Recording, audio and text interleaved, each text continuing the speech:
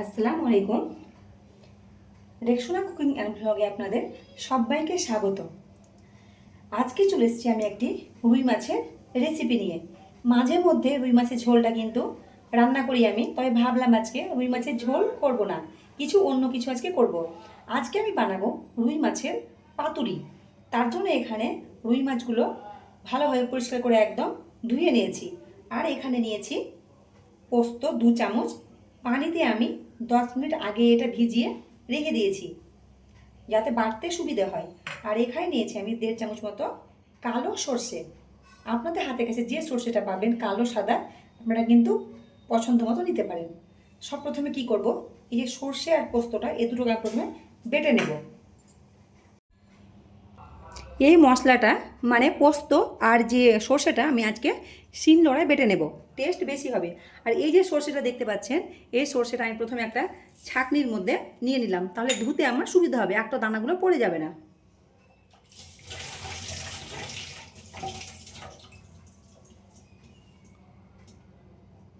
এই দেখুন, ধুয়ে নিয়েছি পরিষ্কার করে, তো নিয়ে নিলাম শিলের মধ্যে।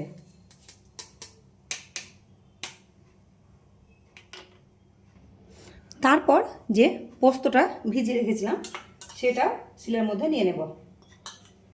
আর নিয়েছি এখানে 2টো কাঁচা লঙ্কা, একসঙ্গে বেটে নেব।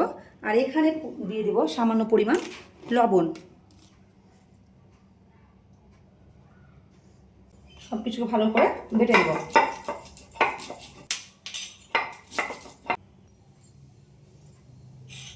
একটু মিহি করে মশলাটাকে মানে পোস্ত আর এই যে সর্ষে বেটে নেব।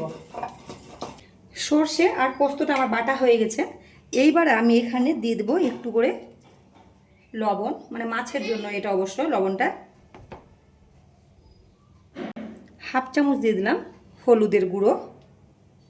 তারপরে এখানে দিয়ে দেবো 1 পিস আমি লেবু নিয়েছি, কাগজি লেবু, এটা রসটা নিয়ে নিলাম চিপে। তারপর এখানে আমি দিয়ে দেবো 2 চামচ মতো সর্ষের তেল।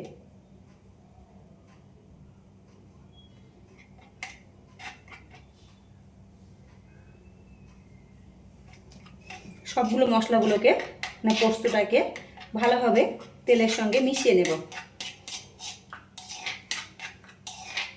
আপনাদের কাছে একটি ছোট্ট আমার অনুরোধ, আজকের ভিডিওটি যদি একটু আপনাদের ভালো লেগে থাকে তাহলে অবশ্যই কিন্তু একটি লাইক দিয়ে ভিডিওটি দেখা শুরু করবেন। ভালো লাগলে অবশ্যই কিন্তু কমেন্ট এবং শেয়ার করবেন এবং চ্যানেলটিকে সাবস্ক্রাইব করে নিচের বেল আইকনটি কিন্তু প্রেস করে দেবেন। এইবার যে মাছটা আমি ধুয়ে রেখেছিলাম সেই মাছটাকে এর মধ্যে আমি নিয়ে নিলাম। ভালোভাবে মশলাটাকে মাছের গায়ে লাগিয়ে নেব।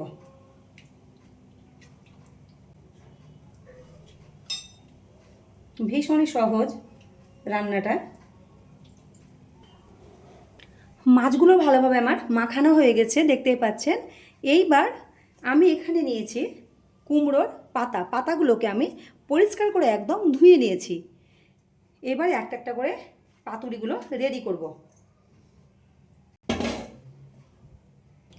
এবার আমি একটা পাতাগুলো নিয়ে নিয়েছি, কুমড়ো পাতাটা দিয়ে 1 পিস মাছ এখানে দিয়ে দিলাম।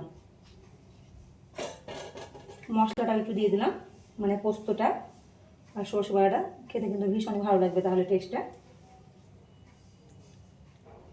দেওয়া হয়ে গেছে।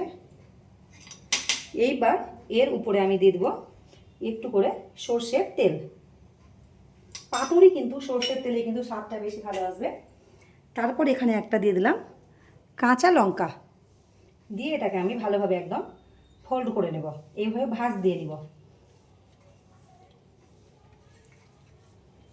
দেখতেই পাচ্ছেন কীভাবে আমি ভাঁজটা দিচ্ছি।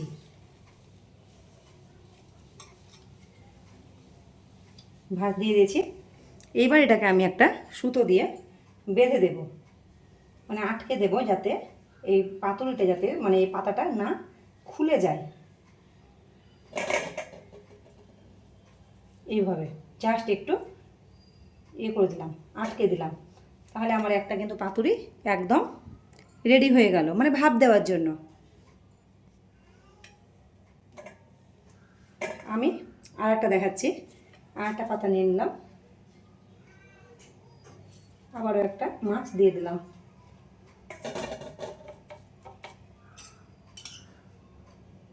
সরষের তেল, একটা লঙ্কা,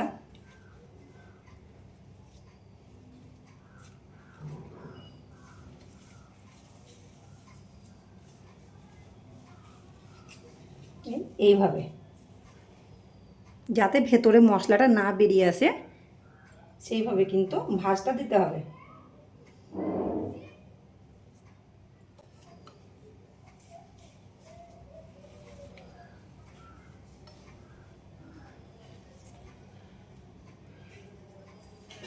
এই দেখুন একটা রেডি হয়ে গেল। একই রকমভাবে আমি সবগুলো রেডি করে নেব। এই দেখুন আমি সবগুলোকে পাতা দিয়ে মুড়িয়ে নিয়েছি। এইবার আমি গ্যাস জ্বালিয়ে এগুলোকে ভাপ দিয়ে নিব। এইবার আমি গ্যাসে একটা কড়াই বসিয়ে দিলাম, আর এই কড়াইয়ে আমি এখানে ছোট গ্লাসে হাফ গ্লাস পানি নিয়েছি। সম্পূর্ণ দেব না, অল্প একটু পানি দিয়ে দিলাম।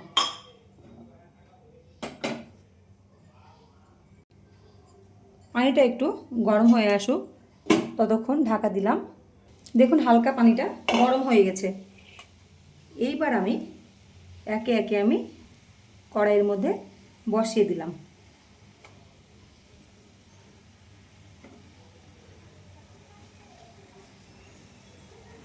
দিয়ে আমি আবারও ঢাকা দিয়ে দিলাম।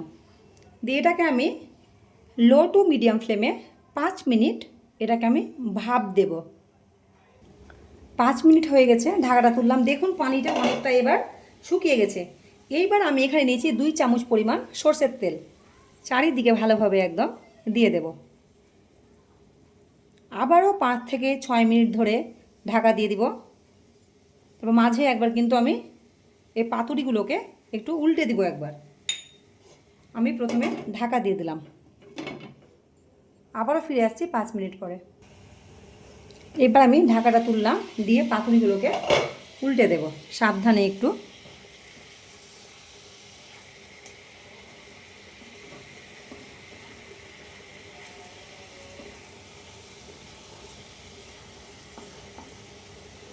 সবগুলো পাতুরি উল্টানো হয়ে গেছে, আবারও আমি ঢাকা দিয়ে দিলাম।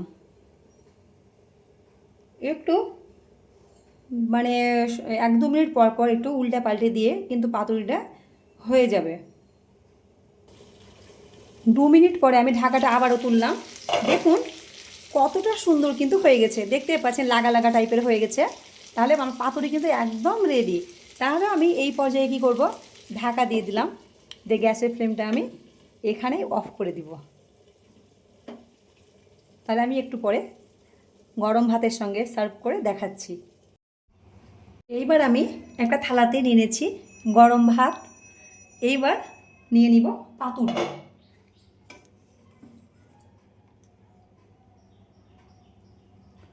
আর কিচ্ছু লাগবে না গরম ভাতের সঙ্গে এই রুই মাছের পাতুরির সঙ্গে।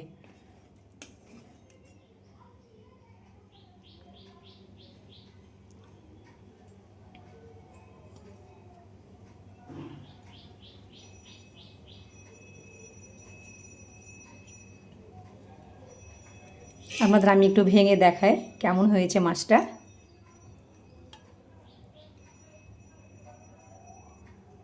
এই দেখুন কতটা সুন্দর হয়েছে, দেখুন এই যে লঙ্কাটা,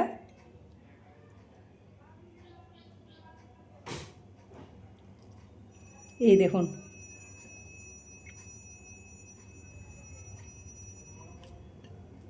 দেখে লোভনীয় লাগছে। দেখুন দুর্দান্ত হয়েছে।